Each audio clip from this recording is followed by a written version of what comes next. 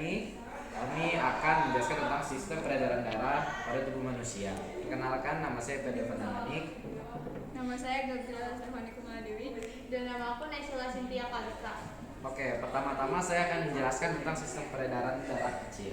Jadi sistem peredaran darah kecil dimulai dari bilik kanan, di mana darah yang mengandung karbon dari bilik kanan mengalir lewat arteri pulmonalis dan dialirkan ke paru-paru, di mana paru-paru mengubah darah yang berkarbon menjadi darah yang kaya akan oksigen. Lalu darah yang kaya oksigen tersebut dialirkan lagi melalui vena pulmonalis kembali ke serambi kiri dan ke bilik kiri. Nah, di sini aku mau menjelaskan tentang peredaran darah besar. Pertama-tama itu dari bilik kiri ke aorta. Nah, di aorta ini akan dipecah menjadi ke atas sama ke bawah. Nah, aku menjelaskan yang ke atas itu dia akan ke kepala dan tangan, dan di sini itu akan diubah menjadi karbon dioksida. Lalu akan ke serambi kanan dan ke bilik kanan. Nah, setelah dia dari paru-paru itu, darahnya mengandung karbon dioksida. Jadi dia masuk lagi ke serambi kiri dan terus dia masuk lagi ke bilik kanan dan berubah menjadi oksigen kembali. Terus dia mengalir ke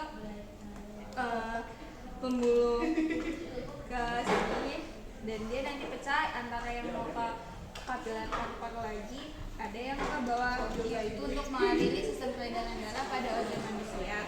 Dia mengaliri baik hati, perut dan usus, terus dan ginjal. Kemudian mengalirkan darah ke bagian kaki juga, kemudian berubah menjadi karbon dioksida dan kembali lagi ke bilik serambi kanan dan kembali lagi ke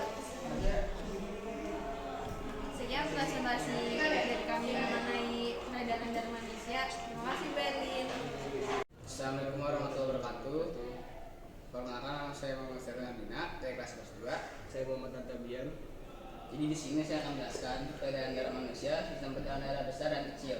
Jadi di sel darah manusia itu dari plasma, plasma darah, sel darah merah atau eritrosit, sel darah putih atau leukosit, dan keping darah atau trombosit. Darah berwarna merah karena di dalam sel darah merah terdapat hemoglobin membawa oksigen. Di sini ada arteri dan vena.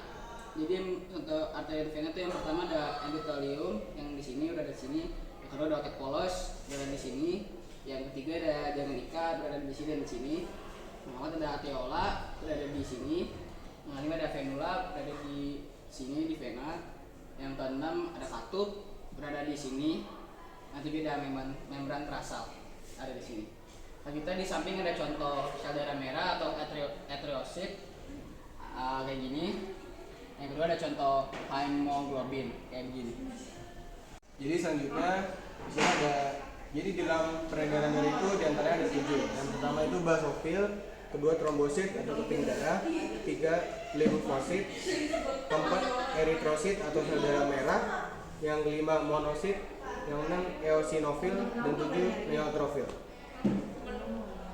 Dan kerja keping darah atau trombosit itu yang pertama platelet, dua sel darah merah atau eritrosit, tiga pembuluh darah yang terluka, empat platelet aktif atau bekerja, lima bekuan darah, enam benang. Ya, jadi sekian dari kelompok kita. Mohon maaf jika ada kesalahan dan atau kekurangan. Terima kasih Bu Erlin. Dadah.